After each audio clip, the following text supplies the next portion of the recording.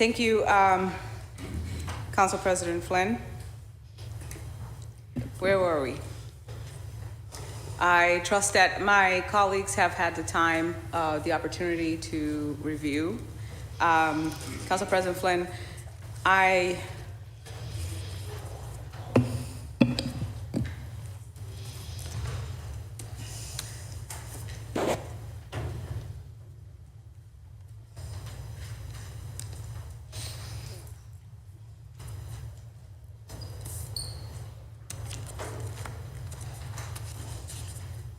there was a part of this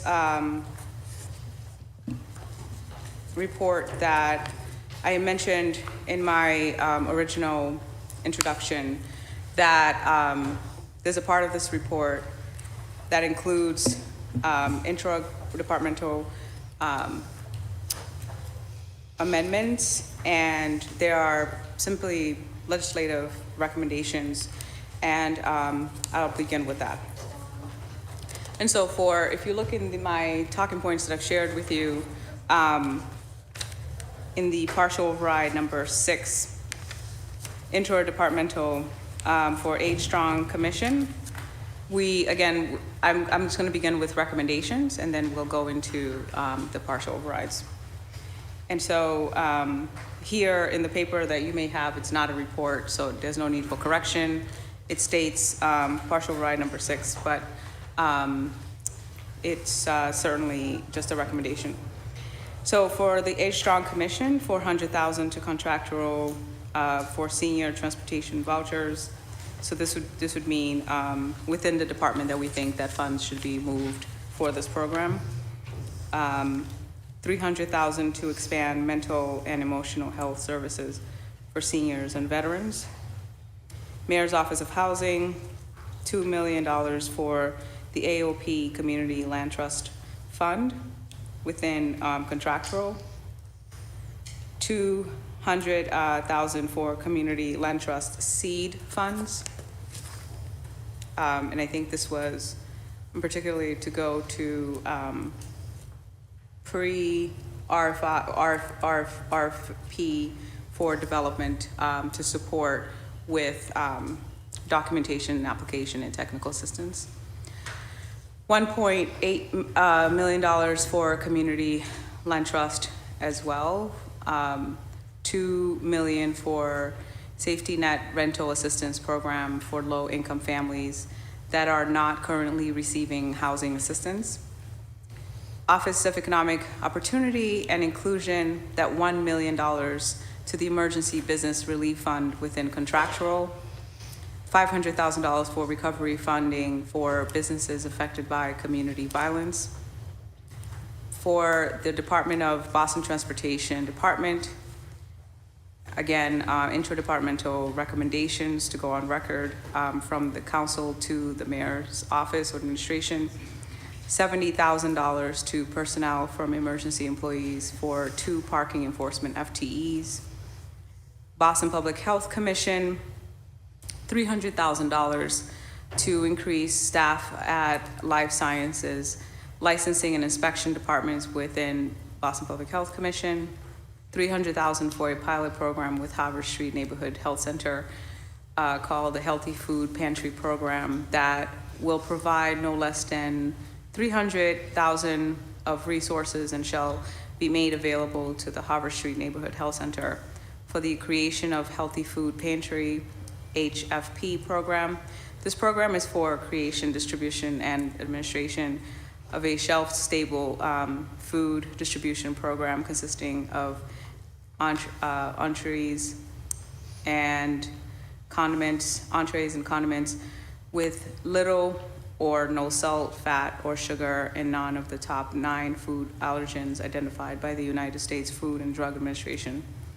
Parks and Recreation Department, that a new line item be created under Parks and Recreation Department budget specifically for park rangers. In the Parks Department, there are line items such as contractual or personnel, but it doesn't necessarily specify the amount to go to park rangers. And so that there's been advocacy to be more specific as to exact amount for park rangers. Special Inspectional Services Department, $500,000 to fund an increase in staff with more advanced monitoring equipment to enforce the existence noise ordinance. Boston Housing Authority, $200,000 for BHA housing vouchers. Boston Vets, $300,000 to expend mental and emotional health services and seniors, for seniors and veterans. Boston Police Department, $325,000 to increase funding to our Boston Police Family Justice Group and the Family Justice Center, FJC, of Boston, so they can effectively support those who are victims to domestic violence and are able to go to conferences and workshops that help train them to do their better job. And as for the partial overrides, again, I'm making these recommendations, and I've taken into account some of the mayor's accepted budget amendments. And just to give you context, I will read them on record so that you can have context on how I prioritize the very minimum amount that we could find of unspent funds within the budget. I'd also like to clarify that all amendments overrides suggested today, recommended today, will pull from non-personnel and only funds that are contractual or supplies and equipment.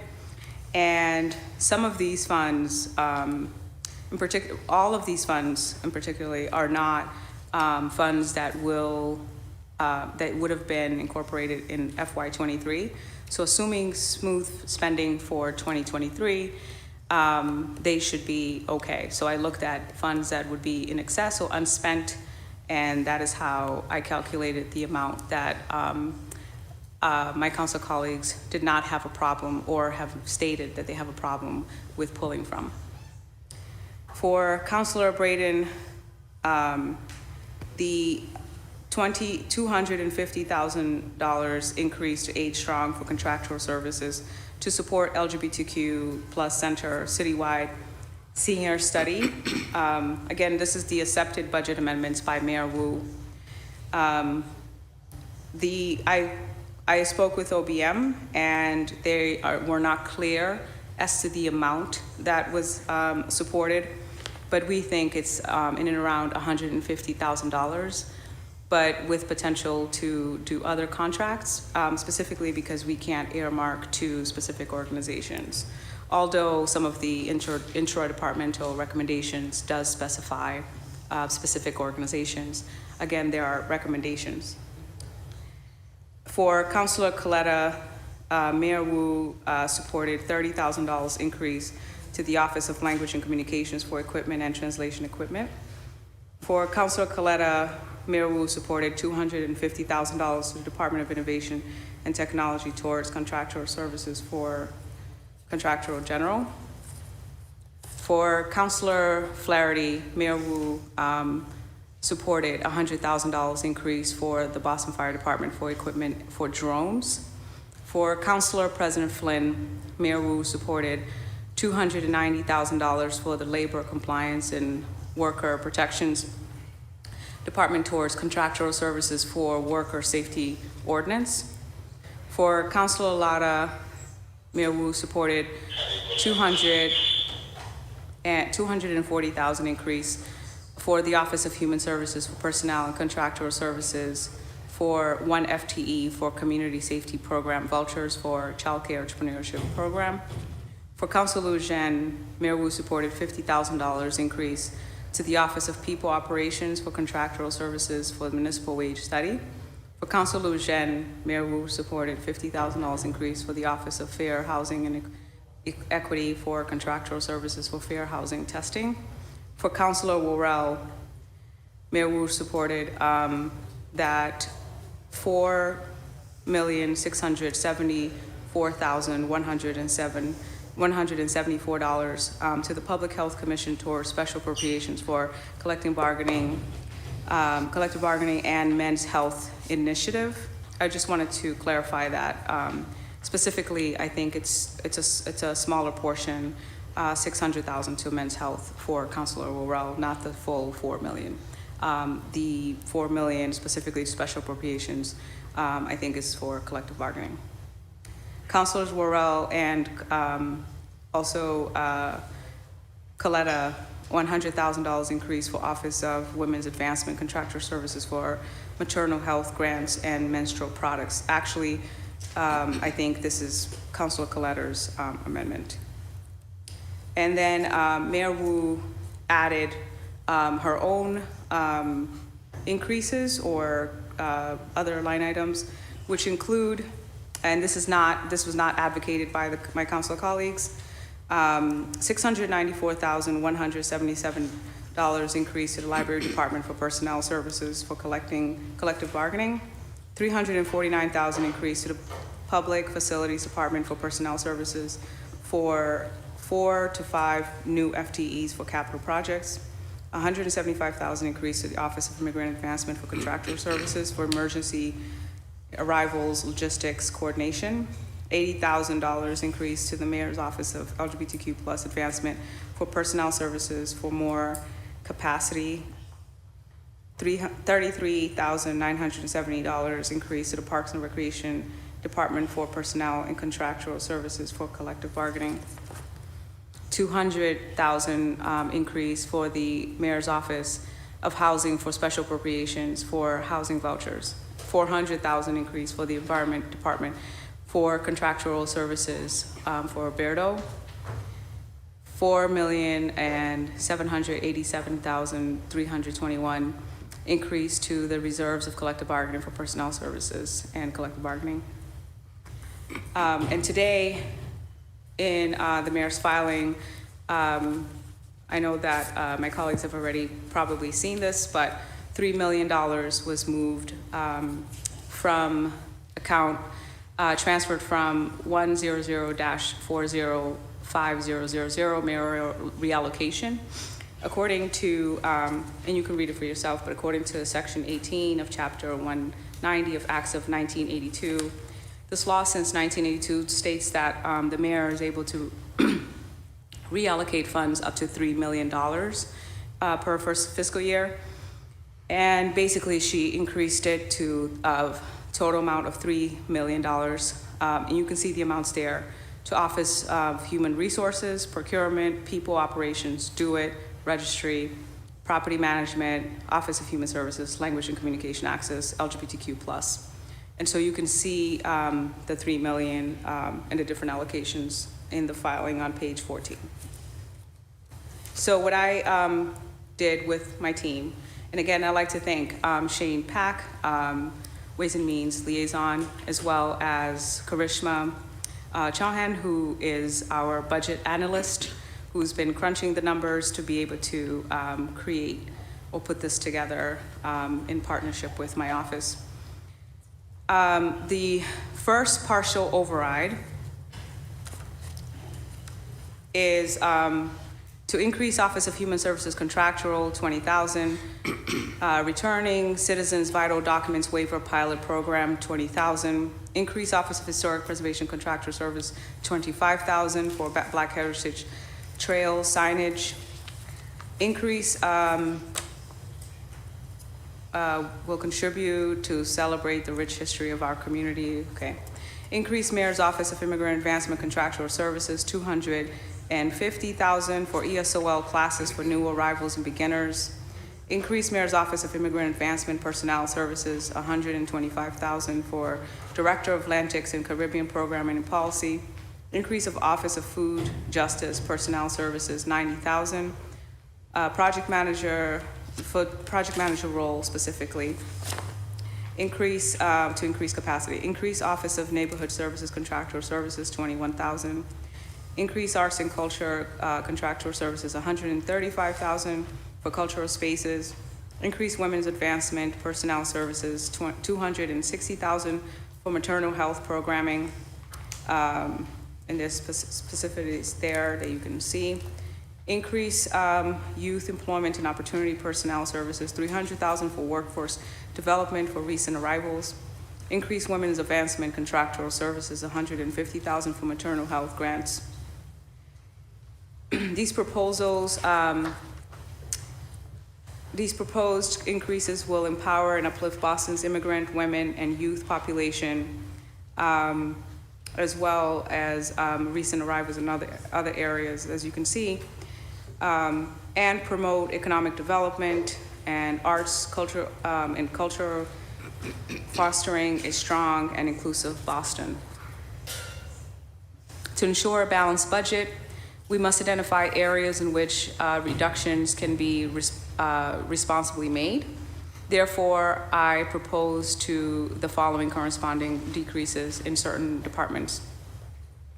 And for those who may not be familiar, the pulls have to be done in accordance to what was originally filed in the tax order. So the amounts have to match, if not under, less than the amount. So it's a difficult balance to try to do this, and again, none of which is coming from personnel. So from Central Fleet Management Equipment, $140,000, Central Fleet Management Contractual, $2,000, Department of Innovation and Technology Equipment, $200,386, Human Resources Current Charges and Obligations, $200,000, Intergovernmental Relations Supplies and Materials, $2,000, Property Management Equipment, $219,276. Snow and Winter Management Equipment, $670,000. I'm asking for a vote for a partial override that I've just listed. Thank you, Councilor Fernandez Anderson. At this time, I do want to give the opportunity for my colleagues to speak on this issue.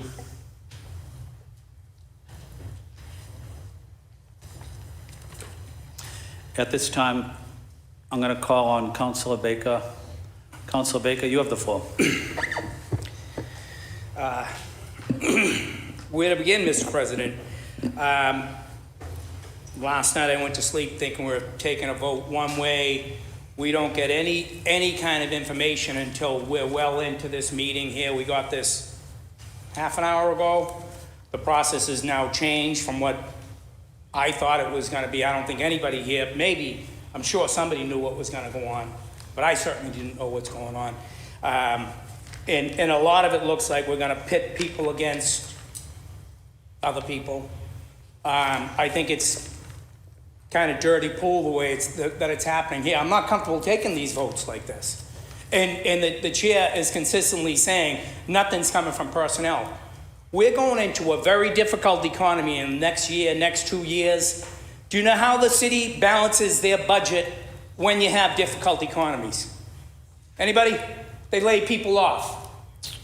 You saying people aren't getting laid off, I don't believe that for a second, not even a half a second. There'll be people laid off. This isn't the way we should be doing this. This all looks, I don't even want to say anything because I don't want to be accused of attacking anybody. But to come in and do this like this here, it's a 7-page document, all kinds of money from here, money from there. And even like the one thing that I did for the security guards, it was very simple. $580 that they needed to get their raise, take $580 from their overtime budgets, which they're paying overtime budgets because they're light on staff. Why does that change? It's now into taking money from the police. Public enemy number one, the police. Take money from them. Feels like a game, Mr. President. I'm sick of the games. Let's do something straight up. This isn't straight up. Doesn't look straight up to me. I deal with people straight up, constantly, consistent. I'm consistent. This isn't consistent. We get in here. Who knew that this was how we were taking the votes? We're going to put them into 6 different votes. Is this even right by the charter? I mean, what? Someone tell me what is going on here. We couldn't get this at least noontime today. We should have had this Monday at 10 o'clock. Monday at 10 o'clock. At least this morning. We get it when the meeting's almost over. We get it before we're taking the vote. Who does this? And we're supposed to be okay with it? You know, we're gonna pit, car 5, we can't get car 5 unless you do this, this, and this. By the way, nobody's gonna get laid off. I've been laid off. I've been laid off in the city, in difficult budgets. The money tree isn't gonna be here all the time, and if this is the way that this process is gonna move forward into the future, we are in trouble. We, all of us in the city, little kids, older people, we're all in trouble. If this is the way this is gonna happen. Now, if we could have been responsible from the beginning and done real changes, and we weren't like pigs, this wouldn't be a problem. Pigs. Pigs. Was that you? Excuse me.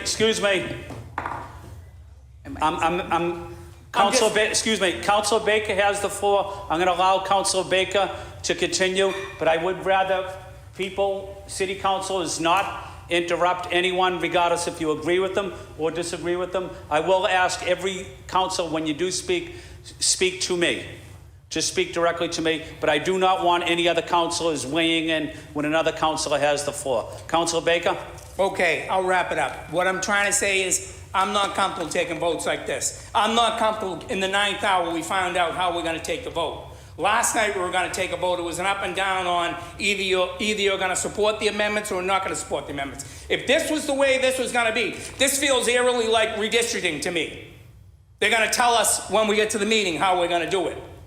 This should have been laid out from the beginning. This isn't a process. This is applied to us. This doesn't feel like it's about me at all. This feels like it's being applied to me. Mr. President, this is dangerous. This whole process is dangerous. I'm concerned for the city of Boston. That's all I'm going to say. Participatory budgeting.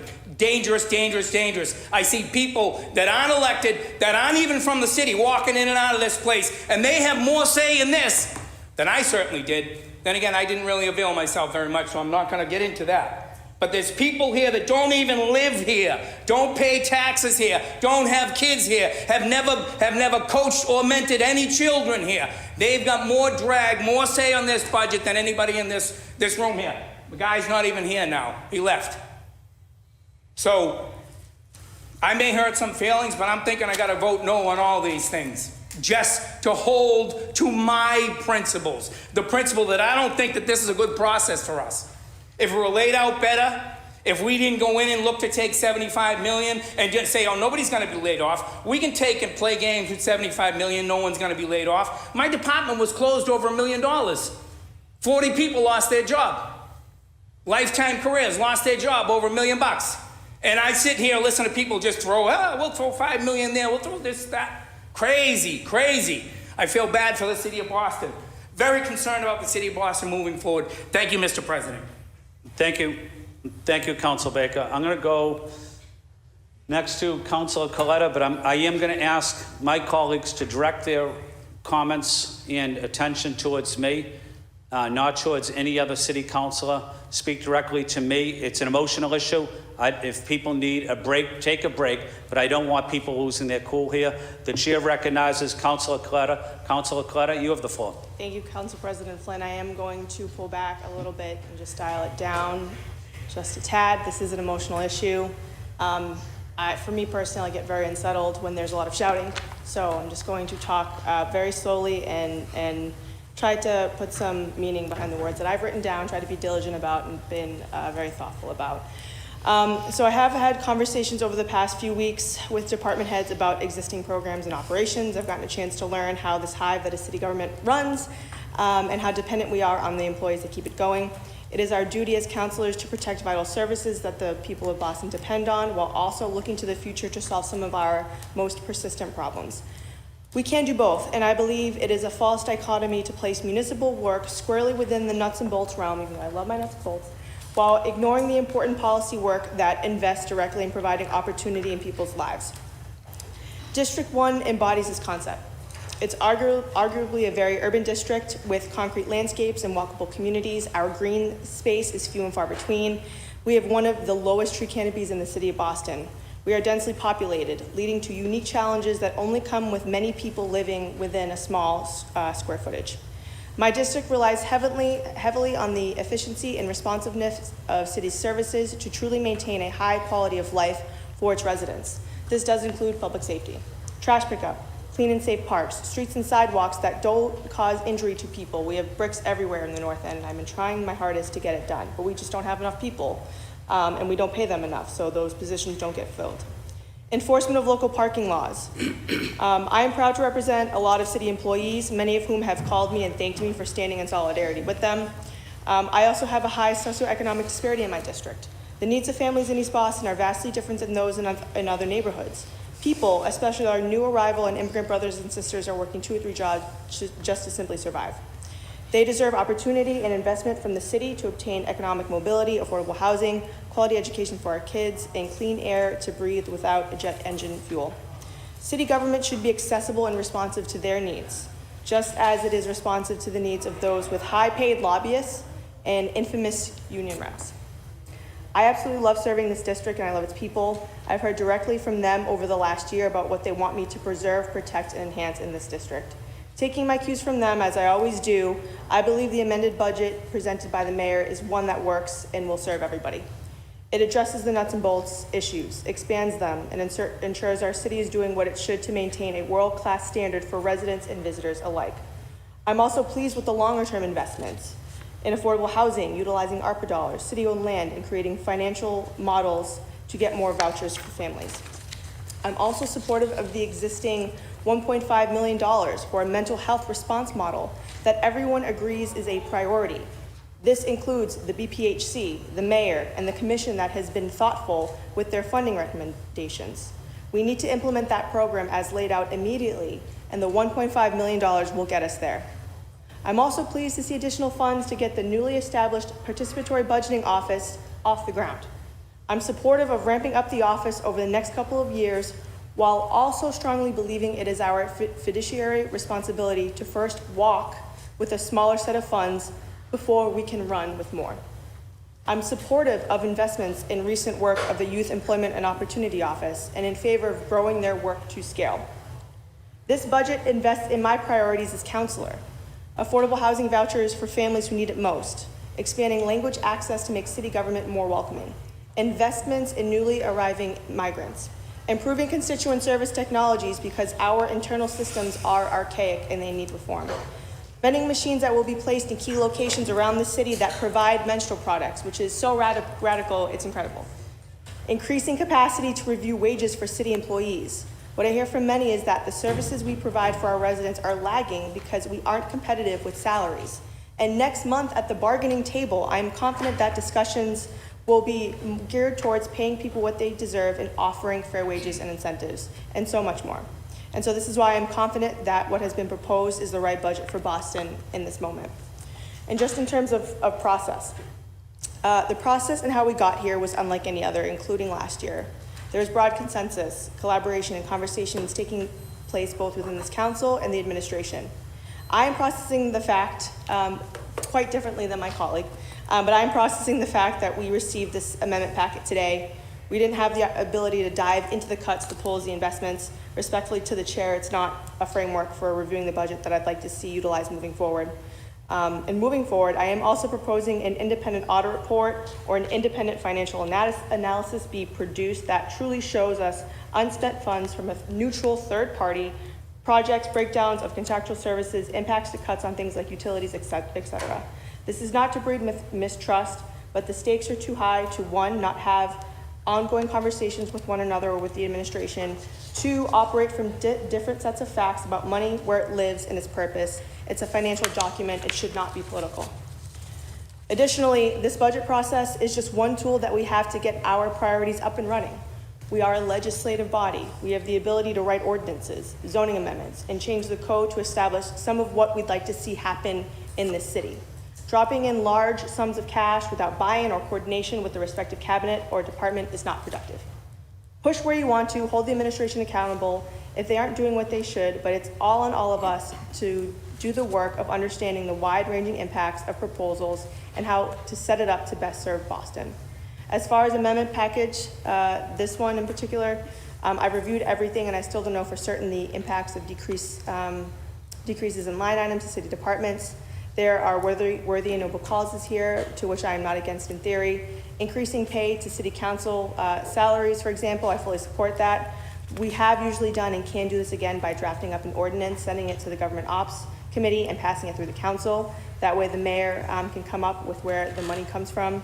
I am also sorry to hear about the abuse that you have personally dealt with Councilor Fernandez-Anderson. I denounce it in the strongest terms, and I just think it's unacceptable and you don't deserve that, so I'm sorry that that is what has come to you. I think that you have shepherded us through this process to the best of your abilities. I also want to thank central staff. I want to thank the Office of Budget Management, IGR, to get us to this point. The work does continue. City budgets require making difficult decisions and compromise. And I will always work with this body to ensure much needed resources are delivered to Charlestown, East Boston, and the North End. Thank you. Thank you, Councilor Coletta. The chair recognizes Councilor Flaherty, and then I'll go to Councilor Royal. Councilor Flaherty, you have the floor. Thank you, Mr. President. I rise to support the administration's budget with no overrides. The budget is sound, it's balanced, it's prudent, it's fair. It supports a high level of basic city services. It also supports collective bargaining agreements. It also maintains our fiscal stability and our bond rating.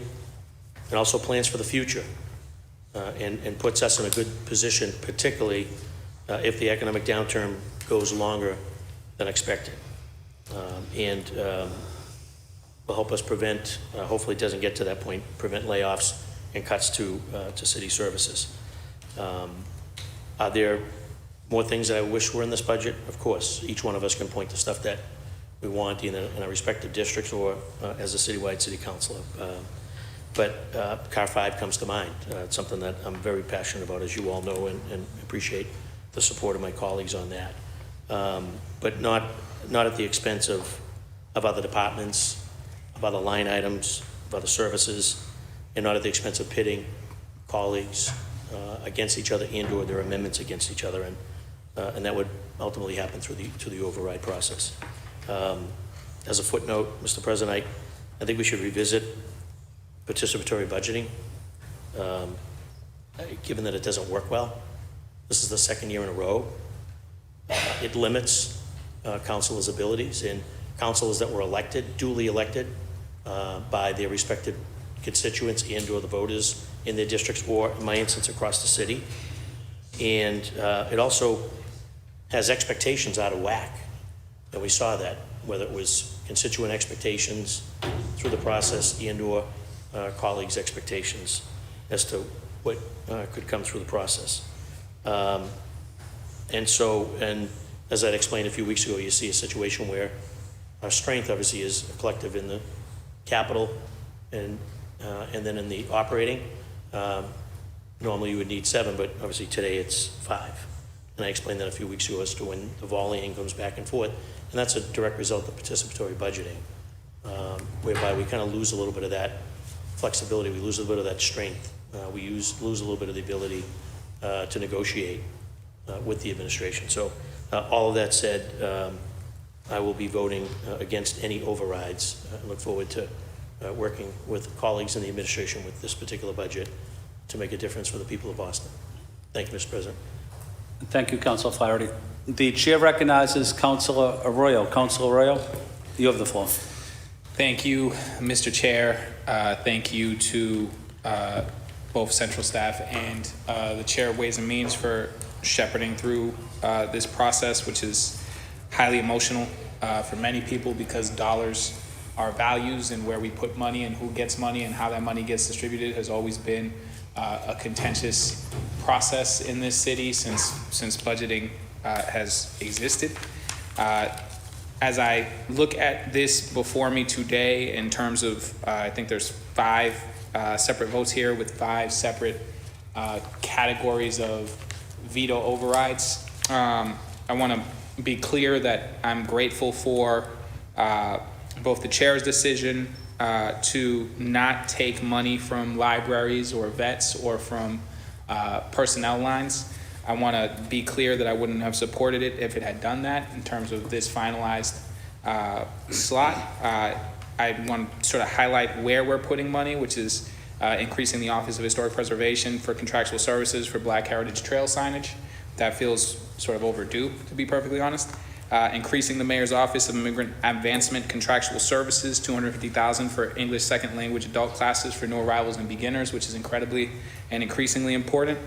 Increasing the Mayor's Office of Immigration Advancement Personnel Service, $125,000 for the Director of Latinx and Caribbean Programming Policy in a city where 1 in 5 residents are Latino. That feels incredibly important.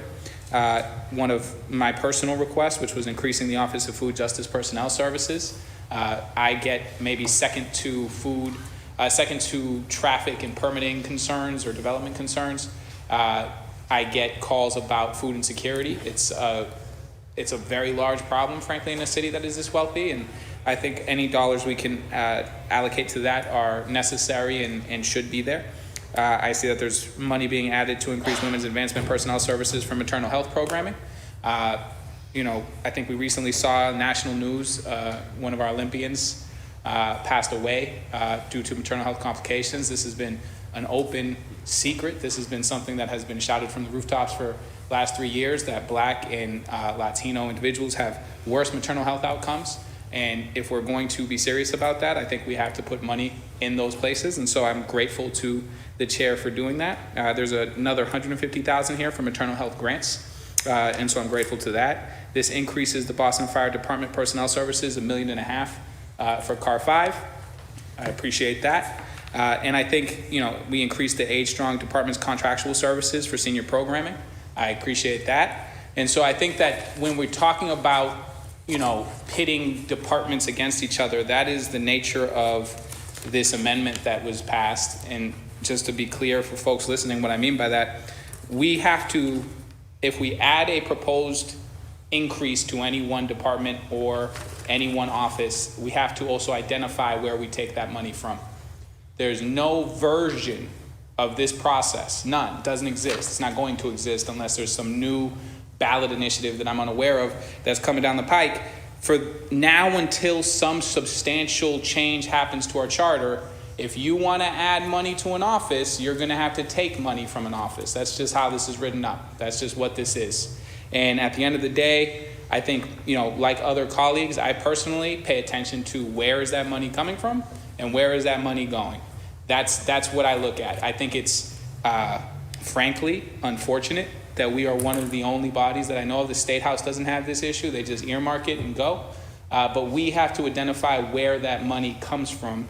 And so as long as we have to do that, we're going to have uncomfortable decisions that we have to make regarding where do we put this on a priority scale? Do we think $150,000 to maternal health is more important than, say, let me take a look here, snow and winter services? We got some money coming from there, or intergovernmental relations is supplies and materials, right? You're going to have to make these kinds of decisions where we're identifying line items where money is coming from and where it's going to go. To that degree, again, I support, I believe all of these veto overrides. I got to take a look, but I believe I support all of these based on what I'm seeing on this document in terms of where the money is being allocated to. These are services that deserve them. I think it's difficult when we have a situation where we do have to take cuts from specific places and then see what that impact is. I think that makes this process trickier by far. I also just want to talk to participatory budgeting specifically. I support participatory budgeting. I think from a community standpoint, it makes sense to have community involved in where money goes. I think we haven't really yet done that yet. I don't consider this participatory budgeting. This is simply the city council deciding one way or the other how things are going to go. I think participatory budgeting won't really be in effect until next year. But overall, I recognize that this puts people in positions where they have to say, do I support more money going to this office or more money going to that office? And the reality is nearly every office in this city deserves or requires more money than is allocated to it. That's just the reality of the need. And so if we are prioritizing the hungry, if we are prioritizing immigrants, if we are prioritizing the Office of Women Advancement, I can support that, and so I will. Thank you. Thank you, Councilor Royal. The chair recognizes Councilor Mejia. Councilor Mejia, you have the floor. Thank you, Mr. President. Where do I begin? So I'm not gonna be melodramatic, I'm just gonna keep it 100 and just keep it simple.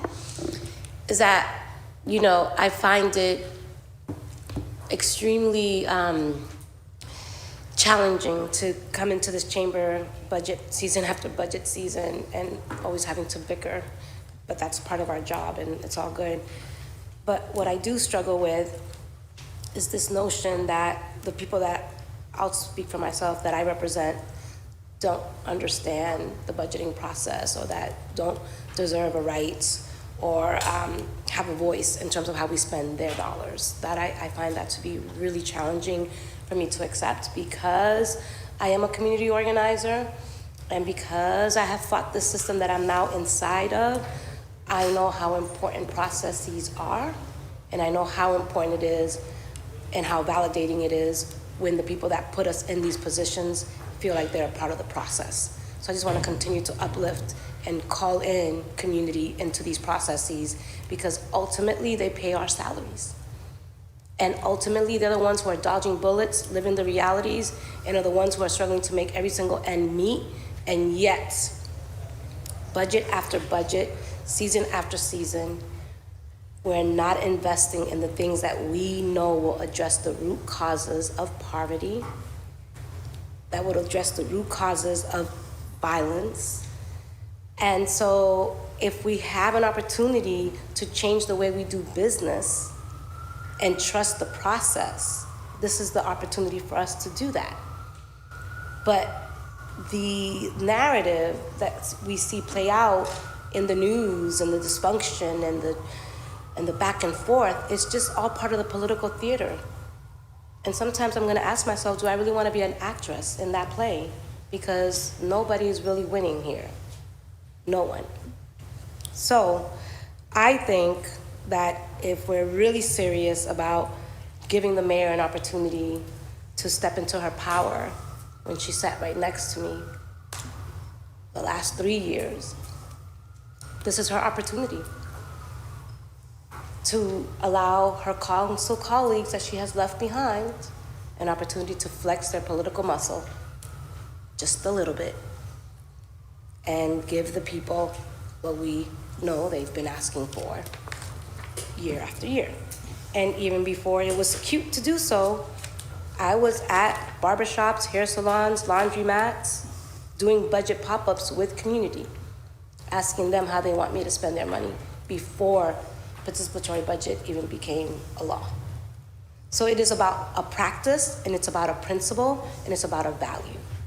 And I am disheartened that we as a body, when it comes to everything that is political, we take on posture, and we take on a narrative, and we feed into that divisive narrative. And I don't want to do that.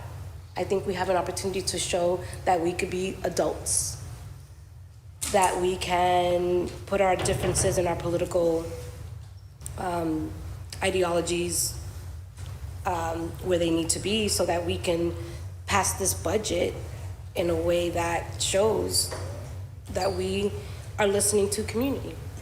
And so I think, if we're gonna be fair, I'm not gonna give anybody a pass because I already know the way I've seen things, everybody here is a politician, including me.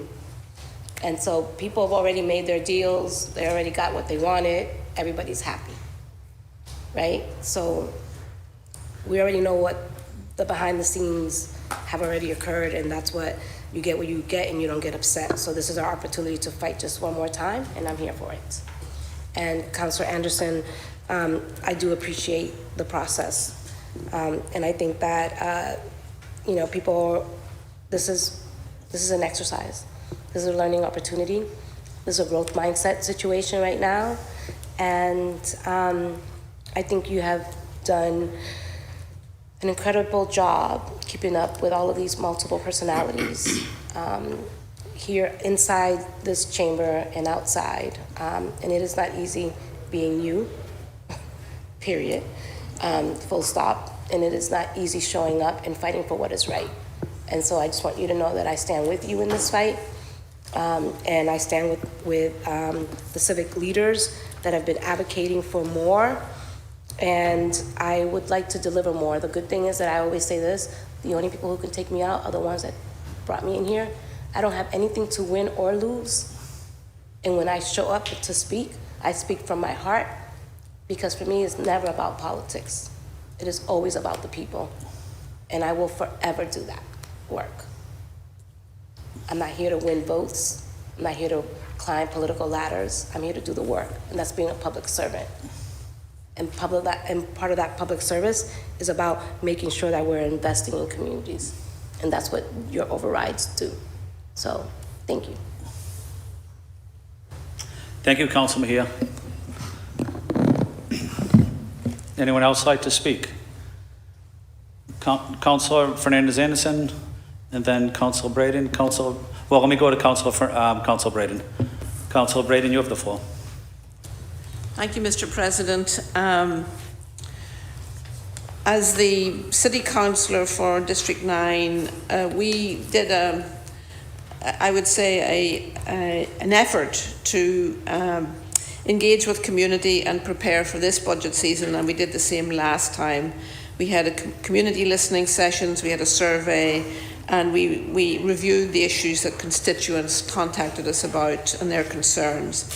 And it's pretty clear the issues were housing, affordability, renters' concerns about housing conditions in the neighbourhood, rodent control, graffiti, trash disposal, code enforcement, especially was related to the number of rental units that in which living conditions leave a little to be desired, mould, rodent and insect infestation, etc. And that's in the purview of our Inspectional Services Department. Parks and green space were the other issue. We have a heat island. We have diminished tree canopy in Alston, you know, when it's really is a health issue and our parks are, we have some newly renovated parks, but a lot of our parks haven't been. We had a meeting last night about Ringer Park. It hasn't been renovated since 1983, since your father was the mayor of Boston. So, you know, there's lots of deferred maintenance. The other big issue in Alston-Brighton was traffic safety, pedestrians. We've had so many near misses in Alston-Brighton. It's an absolute miracle that nobody's been killed in the last year. We have people speeding and running red lights, pedestrians, bicycle safety. We also, the Public Works Department and BTD are, I really applaud the initiative of the safety surge to try and improve, expand on our previous Slow Streets programme, but really making roads and sidewalks safe for all road users. And I think the issues that came up when our conversations with constituents really boiled down to what we would call those essential core city services. They're concerned about, they're really concerned about the quality of life in our neighbourhood. And I think that's sort of a stick to your knitting sort of approach that we have to try and do in the context of all the other challenges that we face as a city. We've got a global climate crisis, extreme weather events. So we had to go from having too little rain to have no rain, or too little snow, like last winter, to being buried in snow. So there's no predictability in it. There's rising sea levels, like my colleague from East Boston is very aware of, and down here in the downtown area, we're very aware of that. In Alston-Brighton, it's a stormwater problem. And we have migrants who are escaping from the global south because of climate change. All of these things are interrelated. We have an incredible housing crisis with the most expensive housing in the entire country. And we are making a valiant effort to try and address that in Boston and in Alston-Brighton. We're doing what we can to increase the amount of affordable housing, any which way we can cut it. We have a transportation crisis. The Sumner Tunnel is going to be closed over the summer. The Green Line is going to be closed in the next few weeks for a period of time because of a derailment. That's the state is chronically underinvested in our transit system, and we're left to pick up the pieces right now. And we're in one of the things we've been doing it is the mode shift from trying to encourage people to use their cars and use cars less and mode or go over to bicycles, etc. But that requires investment in bicycle infrastructure. So, you know, we went through this budget process. There's so many wonderful ideas in this, but also I know that we're not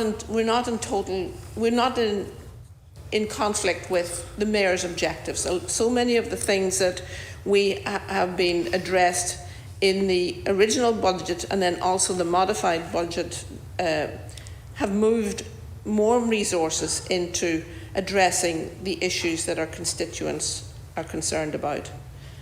I think this is always a difficult process. It's always a difficult process. It's emotional, it's politically charged, but I also feel that our constituents are looking to us in this moment.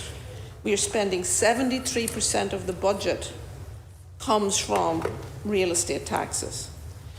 And that's the other area of concern, is that we have residents calling us who live on fixed income. They're living on a social security check and maybe some employment, retirement from their pension or whatever from their employment. And they're facing a $400 increase every quarter in their real estate taxes. And they're calling us and saying, I can no longer afford to live in the city of Boston. I'm a retiree from the city of Boston. I'm a school teacher. They can't afford to live in our city. So, you know, I really think that not only do we have to look at our spending, but we also have to look at our revenue stream and think about, can we really keep this up? Can we ask our real estate, you know, our budget to be 73% from real estate taxes? I think it's unsustainable going forward. And, you know, my big concern is that everyone's saying we're going to hit a dip, we're going to have a decline in our revenue from the amount of commercial property in the downtown area that's laying half vacant right now because of increase of people who are working remotely or working in a hybrid model. So I think we've got difficult decisions to make. We also have to think forward and think, how are we going to keep this going? We have incredible needs. We have incredible challenges.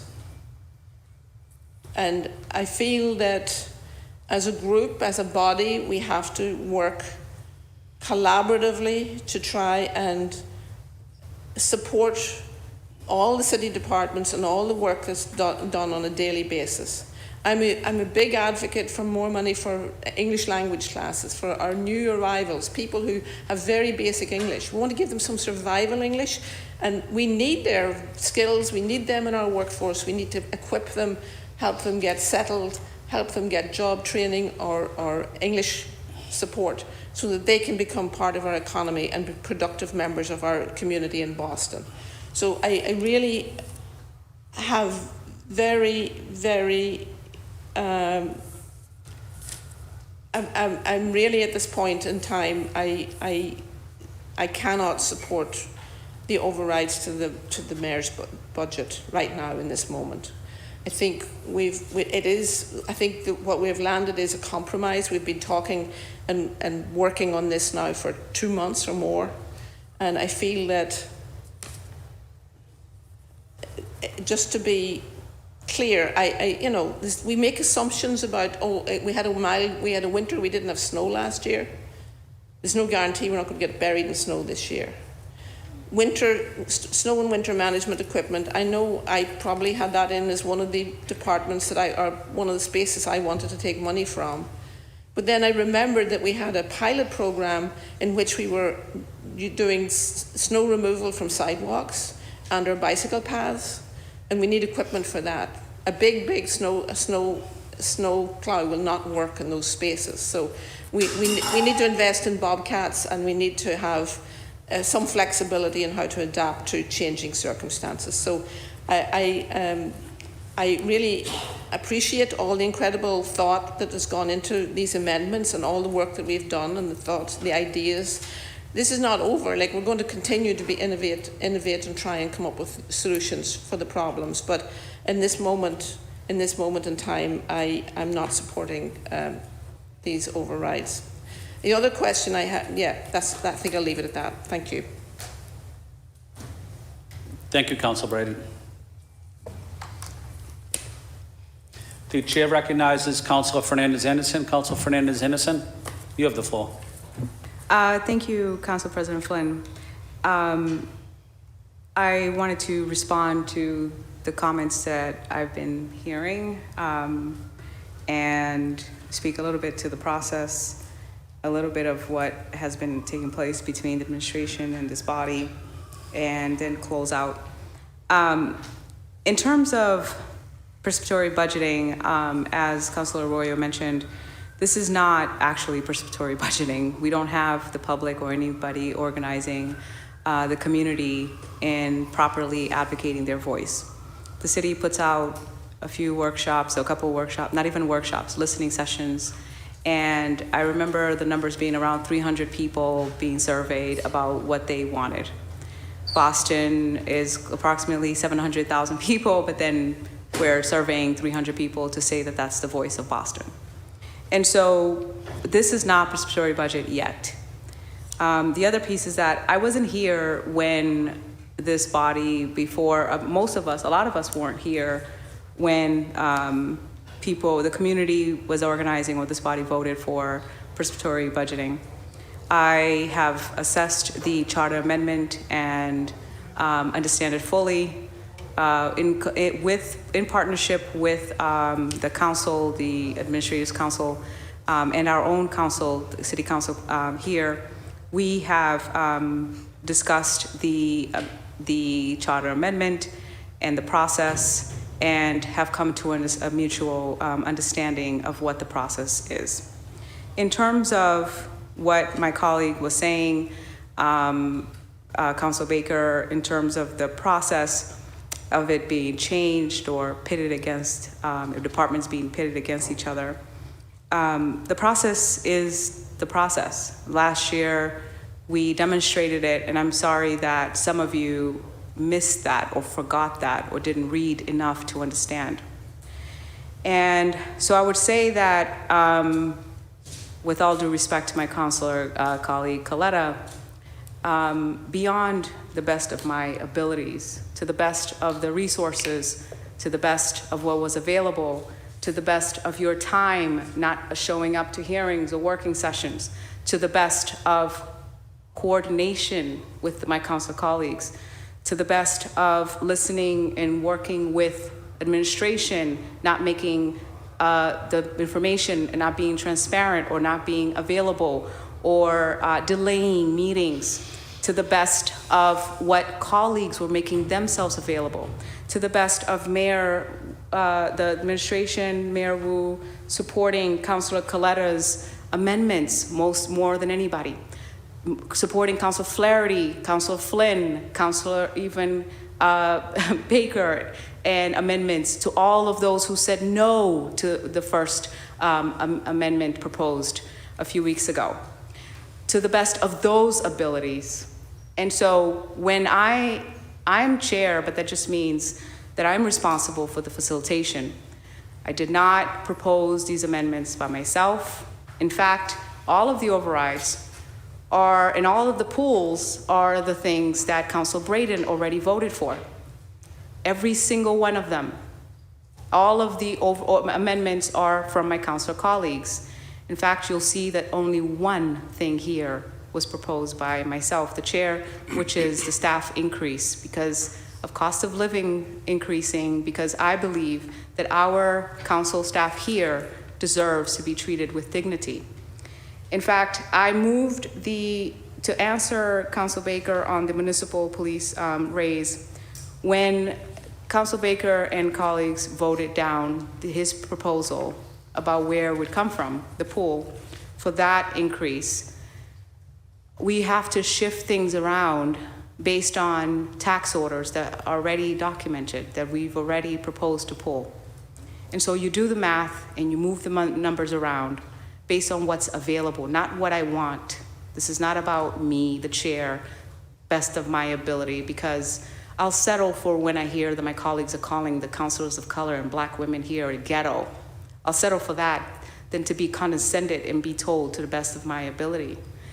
I don't want to take any of this personal because honestly, this has been a long road to being sure of myself and doing this job and being able to be as kind, as courteous, as professional, and I dare say humble as much as possible to be able to work in this body and to bring people to the table. People made suggestions like removing winter snow removal funds from there. The very people that voted no and the people that voted yes today saying that they don't agree with that. So is it about the chair? Is it about my abilities or what I've done? Or is it about this body? For example, Councillor Flaherty, in terms of pitting departments against each other. Well, the process is that you look for funds and you make amendments. And again, I found it here. You voted for it. I wasn't here. And this charter amendment that you guys voted on and now in existence the amendment started with 75 million. People said, oh my God, a cleaver to the police budget. Even though I explained over and over and over, there's an excess of $31 million, even though the police was not using $24 million extra in personnel. Mayor Wu increased it by $5 million. Then we went down to reproposing it to $53 million. And today, the non-police funds, the pools, are only a total of $3.8 million. And so, then I made a comment, I said, look, the two can coexist. We can fight for the working class, and we can fight for equity. And if there's additional funds, the mayor proves it. Look, she added from a reserve account, she added $3 million. Right now, it doesn't even, Mr. Chair, you didn't even send it to Ways and Means. It's not gonna go to a hearing. There's no explanation what that money is for. Guess what? No hearing. You know what you said after you read it into record? Put it in file. It's not that I don't notice or I'm not listening or I'm not reading. It's that I'm allowing grace. I'm allowing conversations with the administration to explain why do you move $3 million without telling the body what it's for? Last minute, on the very last day, when it's late, when it was supposed to be filed before the body in April, check it. Go check the codes. And so even when there's a violation, even when that's the case, I'm asking what is the money for? $3 million last minute. So people get on their soapboxes. Oh, we're gonna support not layoffs, false. He knows it's false. There are contracts, they know that legally that's not what we're doing. And I find funds that are in excess in contractual or equipment, and we move it, and then people use harmful, hurtful narrative that incite violence. And I've asked this body, stop doing that. Stop being so ridiculous. Then our councilor colleague gets up and calls us pigs, and you allow it. And we sit here and we listen to you, and the rules change depending on who gets up and breaks the rules. And so here it is.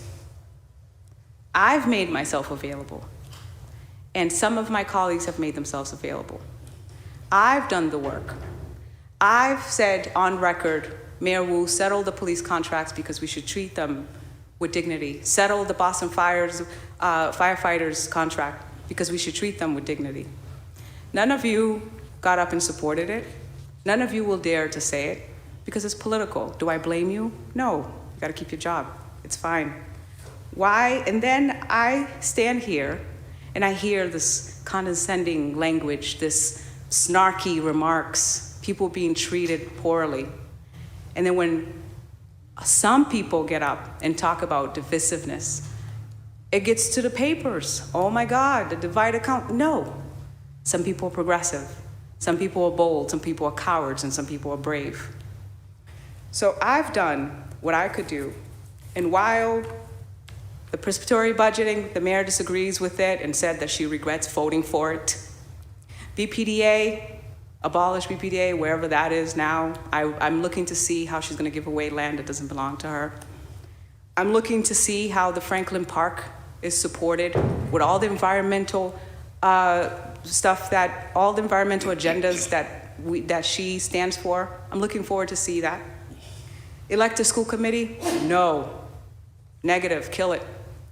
Commission for reparations? Nope, we don't want that. Make it a task force. In fact, 5 people, maybe 8. Everything progressive that comes through here, not just this body, not just a handful of you voted down, the mayor votes it down too, and works with some of these counselors that have already gotten funds in their district, in the capital, and I've showed it and I can prove it. I know this budget in and out. I know where all the money is. There were other ways of me exposing how things are done. I chose to give grace. So today, if you choose to vote the way you vote, it will not affect me, it will affect our constituents. And I will continue to support the participatory budgeting. I will continue to support progressive policies that uplift and move our city in the right direction. It's a very lonely place, Mr. Chair and my colleagues, to sit here, to tell the truth, to fight, to be threatened, to be harassed. It's a very lonely place to take the bullets by myself. But I'm just a facilitator of a chair, and I did it damn good. And I sit here and I get this kind of talk about pitting what? We have to take money from a place and put it to another. And we did it, all of us made suggestions. So for the newspapers and the media and everybody else, this is a collective proposal. This came from all of us, including Michael Flaherty, Councilor Baker, Councilor Murphy, Councilor Flynn. I just don't address and identify what's from who, because it's the best way to be graceful. Inshallah. Meanwhile, people were addressing all of these other stuff from overrides that I did not even speak on. I'm thinking that they're saying hurry up and just let's say no to it all at once. But what's on the floor, it's only the partial override for one group, which I've listed to you. That's what I'm asking for, a vote. And then we'll go to number 2, and then we'll go to number 3, and then number 4 and 5. Let them say no. Let them say that the money is coming and it's gonna hurt the city, oh my God, even though there's like $3 million being shoved into accounts last minute. Let them say whatever they gotta say. Just say that your political agendas or advancements have been supported already, and you must say no because administration has asked you to. Speak the truth. Thank you, Mr. President. I would like to ask for the vote on the override. Thank you, Councilor Fernandez-Anderson. I'm going to give Councilor Laura the opportunity to weigh in. Councilor Laura, you have the floor.